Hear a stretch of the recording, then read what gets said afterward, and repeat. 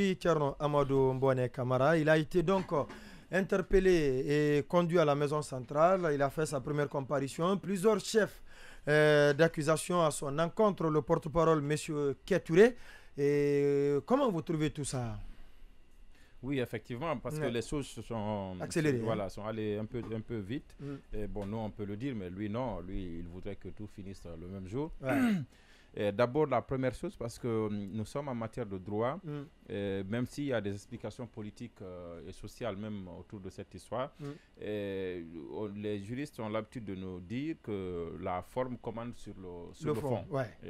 Pourquoi un citoyen libre pour une offense aux autorités on n'enverrait pas une convocation? Pourquoi on n'enverrait pas cette convocation au quartier, chez lui à la maison? Quelle est l'urgence d'aller le trouver en situation de classe, même si ce n'est pas en situation, en tout cas dans une concession scolaire, et le cueillir là et puis l'envoyer directement devant le tribunal?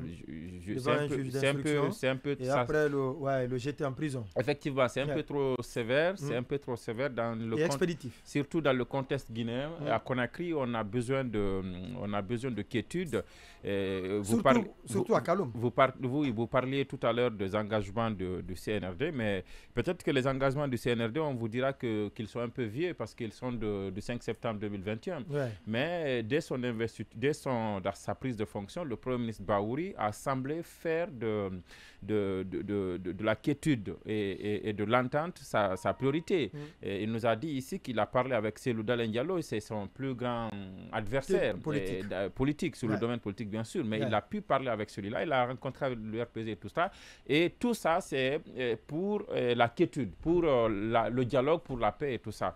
Mais on ne peut pas d'un côté presser le discours du dialogue, de la quiétude, et de l'autre faire comme ce qu'on a fait ici dans une concession scolaire. Parce que vous avez vu, au-delà de cet enseignant, c'est tout le corps enseignant qui pourrait se voir concerné. On a vu cette déclaration de l'association des APAE, par exemple, parce que c'est quand même extraordinaire. On se souvient du passé. Parce qu'aujourd'hui, jusqu'à Bonfi, il n'y a pas eu cours. Exactement. Non, moi aujourd'hui, je suis tombé, j'ai renoué aujourd'hui carrément. Ça fait longtemps qu'on ne partait pas sur les manifestations avec les gaz lacrymogènes, mais moi, j'en ai inhalé aujourd'hui.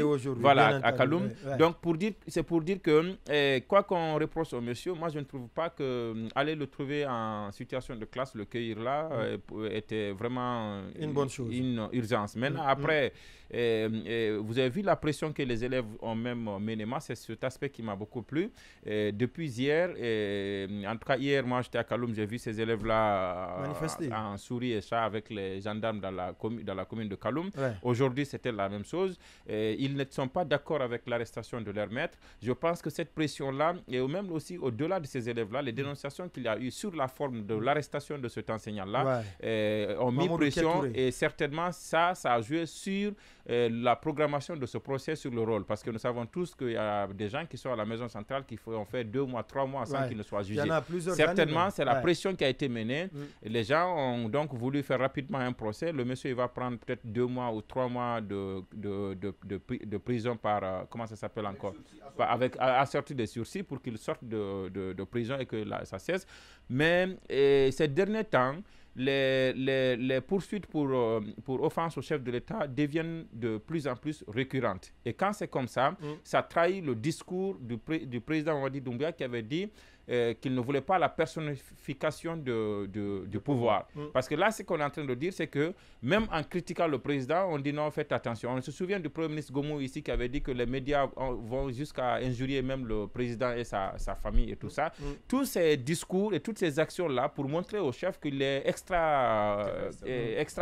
Bon, il est extraordinaire. On est d'accord qu'il est extraordinaire, mais pas au point qu'il soit exempt de critiques. Et puis, est-ce que ces critiques-là, entre ces critiques et vraiment ce que les gens ont subi comme dommage à Kaloum, qu'est-ce qu'il fallait mettre en avant? Je pense aujourd'hui qu'il fallait plutôt continuer la compassion avec eux, et ces milliards et milliards que des ONG, que des organisations internationales, que des pays amis ont donné pour ces sinistrés-là. Pourquoi c'est 1,5 million, 2,5 millions qu'on dirige vers eux? Ils ont besoin d'explications. Pourquoi les autorités guinéennes sont hostiles à des gens qui demandent des explications? C'est la moindre des choses. La redevabilité. C'est la moindre des choses aujourd'hui.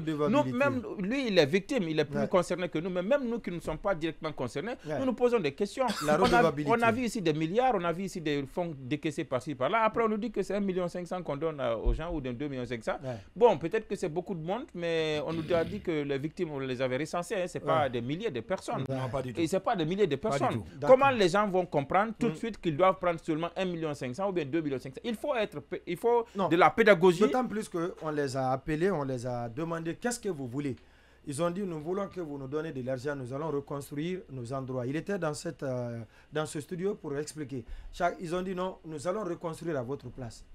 Non, de toute façon, ils ont besoin d'explications. Ouais. Et le fait de demander d'explications ne devrait pas considérer comme étant de l'injure. Même si par inadvertance, le citoyen allait au-delà, parce qu'on n'est pas au-dessus de la loi, il faut traiter les gens avec humanisme. Ce qu'ils ont déjà subi, c'est beaucoup. Ouais. On ne devait pas en rajouter à la tragédie de Kaloum. Parce qu'aujourd'hui, c'est Kaloum qui pleure. Parce qu'aujourd'hui, les enfants de Kaloum n'étudient pas. Les enfants de Kaloum n'étudient pas. Les enfants de Kaloum n'étudient pas. Kaloum n'est pas en paix. Kaloum inhale du gaz lacrymogène. Il n'y a pas de quiétude à Kaloum. On ne devrait pas en rajouter au drame qu'eux, ils ont subi. Déjà. Parce que je pense que ça fait un peu trop.